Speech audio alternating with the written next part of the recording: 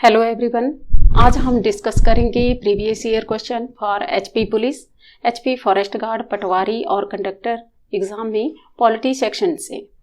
First question हमारे पास रहेगा, सार्वभौमिक वयस्क मताधिकार प्रदर्शित करता है कि भारत एक ऐसा देश है। और ऑप्शन रहेंगे हमारे पास धर्मनिरपेक्ष, सेकंड ऑप्शन रहेगी समाजवादी, थर्ड ऑप्शन रहेगी हमारे पास प्रजातांत्रिक और डी ऑप्शन हमारे पास है संप्रभु। और इसका आंसर हमारे पास रहेगा प्रजातांत्रिक। प्रजातंत्र का अंग्रेजी में रूपांतरण है डेमोक्रेसी, और डेमोक्रेसी जो है ग्रीक भाषा के दो शब्दों का योग है, डेमोस और क्रेटिया। इसमें डेमोस का अर्थ है जनता तथा क्रेटिया का अर्थ है शक्ति या शासन। इसलिए प्रजातंत्र का अर्थ हमारे पास हो जाएगा जनता का शासन। बात कर लेते हैं सार्वभौमिक वयस्क मताधिकार की। तो सार्वभौमिक वयस्क मताधिकार की सबसे पहले शुरुआत 1893 में न्यूजीलैंड में की गई थी। बात करते हैं कि भारत में वयस्क मताधिकार की शुरुआत 1919 में मॉन्टेगू चेम्सफोर्ड सुधारों के अंतर्गत की गई थी और सुचारू रूप से भारत में वयस्क मताधिकार की शुरुआत 26 जनवरी 1950 को की गई थी, जबकि हमारा संविधान लागू किया गया था। नेक्स्ट ऑप्शन हमारे पास क्वेश्चन रहेगा, शिक्षा विषय संबंधित है संघ सूची से, राज्य सूची से, समवर्ती सूची से और लास्ट ऑप्शन रहेगा अवशिष्ट विषय से। और इसका आंसर है हमारे पास समवर्ती सूची से। शिक्षा जो है समवर्ती सूची का विषय है, जो कि 1976 से पूर्व शिक्षा जो था पूर्ण रूप से राज्यों का उत्तरदायित्व था। लेकिन 1976 में किए गए 42वें संविधान संशोधन के द्वारा शिक्षा को राज्य सूची से हटाकर समवर्ती सूची में डाला गया है। बात कर लेते हैं वर्तमान में संघ सूची में 100 विषय शामिल हैं, राज्य सूची में 61 विषय और समवर्ती सूची में 52 विषय शामिल हैं। नेक्स्ट 86 संवैधानिक संशोधन अधिनियम 2002 के बाद शिक्षा का अधिकार एक मौलिक अधिकार बन गया है और राज्य के लिए शिक्षा प्रदान करना अनिवार्य है। नेक्स्ट क्वेश्चन डिस्कस करेंगे हम, भारत संघ में एक नए राज्य को स्वीकृति कौन देता है? राष्ट्रपति, सर्वोच्च न्यायालय, प्रधानमंत्री या संसद?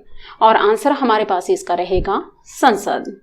भारतीय संविधान के अनुच्छेद 2 के अंतर्गत संसद विधि के द्वारा संघ में नए राज्यों का प्रवेश या उनकी स्थापना कर सकती है और राज्यों का निर्माण करने का अधिकार अनुच्छेद 3 के अंतर्गत संसद को प्राप्त है। संसद 2 या 2 से अधिक राज्यों को आपस में मिला सकती है, उनकी सीमा, नाम और क्षेत्र में भी परिवर्तन कर सकती है। नेक्स्ट क्वेश्चन रहेगा हमारे पास कि भारतीय संविधान में किस संशोधन के द्वारा मौलिक कर्तव्यों को शामिल किया गया था? और ऑप्शन रहेगा हमारे पास 42वां, सेकंड ऑप्शन रहेगा 44वां, थर्ड ऑप्शन रहेगा 73वां और लास्ट ऑप्शन है हमारे पास 33वां संविधान संशोधन के द्वारा। और आंसर हमारे पास रहेगा 42वां। मौलिक कर्तव्य जो है वो सोवियत संघ रूस के संविधान से लिए गए हैं। इन्हें 42वें संविधान संशोधन अधिनियम 1976 के द्वारा स्वर्ण सिंह समिति की सिफारिशों के द्वारा 10 मूल कर्तव्यों को संविधान के भाग 4 में या 4 में शामिल किया गया था। इसके पश्चात वर्ष 2002 में 6वां संविधान संशोधन जब किया गया था तो इसके द्वारा इसमें एक और यानी कि 11वां मूल कर्तव्य जोड़ा गया है।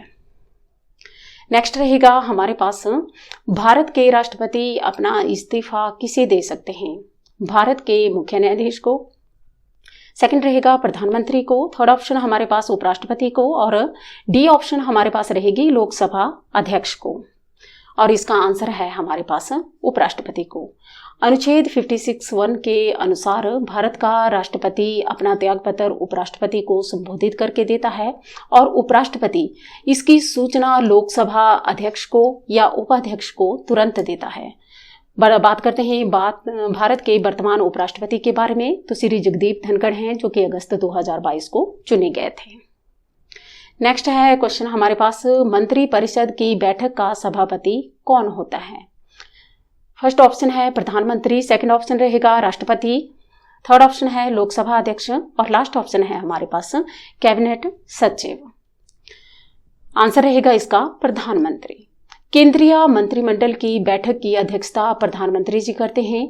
यदि प्रधानमंत्री अनुपस्थित हों तो उसके अनुपस्थिति में उप प्रधानमंत्री या मंत्रिमंडल का कोई वरिष्ठतम सदस्य जो होता है, जो कि नंबर 2 पर हो, वो बैठक की अध्यक्षता कर सकता है।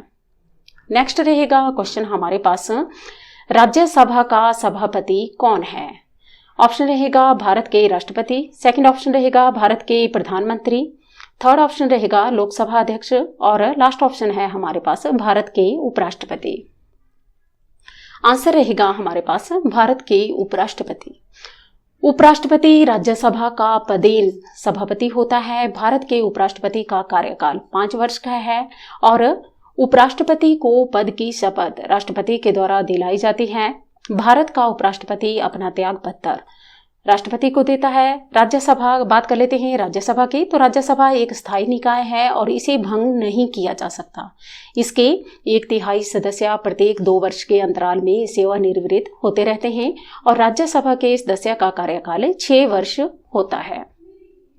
नेक्स्ट क्वेश्चन रहेगा हमारे पास, भारतीय संसद है एक सदनी, द्विसदनी, त्रिसदनी या इनमें से कोई नहीं?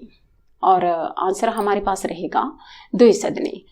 हमारे देश में संसद में 2 सदन हैं और जो प्रथम जो सदन है उसको राज्यसभा और दूसरा सदन जो हमारे पास हो लोकसभा के रूप में जाना जाता है।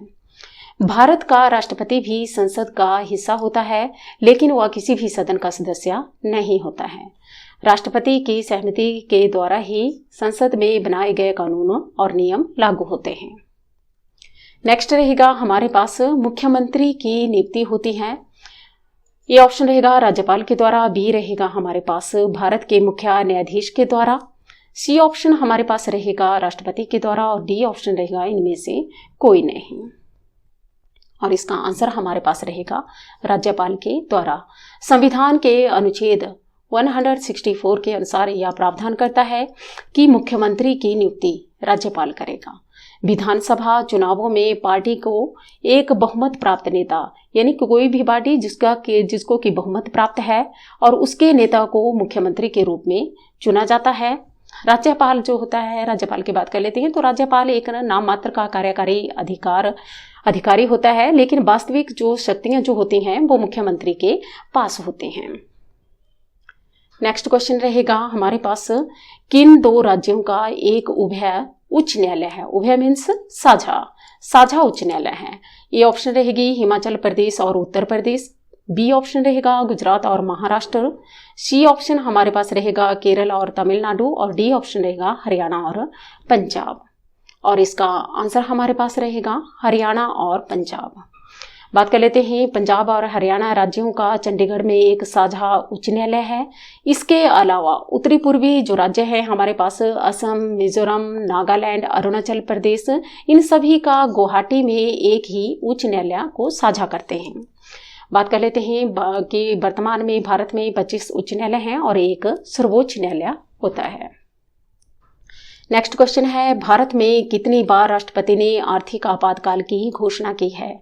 ऑप्शन ए रहेगा 3 बार, बी ऑप्शन रहेगा 2 बार, सी रहेगा कभी नहीं और डी है हमारे पास 1।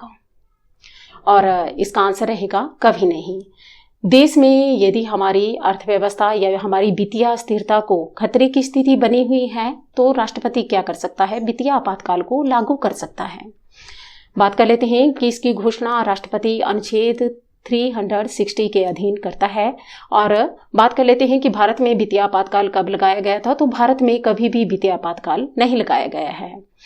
भारत में 3 बार राष्ट्रीय आपातकाल की घोषणा की गई है, जो कि प्रथम बार 1962 से 1968 के बीच में जब भारत चीन युद्ध के दौरान भारत में पहली बार राष्ट्रीय आपातकाल लगाया गया था। सेकंड हम करेंगे 1971 में पाकिस्तान के युद्ध के समय भारत में राष्ट्रपति डॉक्टर वी गिरी ने राष्ट्रीय आपातकाल की घोषणा की थी। और लास्ट में हमारे पास रहेगा 1975 से लेकर 1978 के बीच में तीसरी बार राष्ट्रीय आपातकाल लगाया गया था, जो कि इंदिरा गांधी प्रधानमंत्री थी, उन्हीं के समय में लगाया गया था। और इसका आधार क्या था? आधार इसका आंतरिक अशांति इसका आधार था। आंतरिक अशांति इसका आधार माना गया था। Thanks for watching. Please like, share and subscribe our channel. Thank you very much.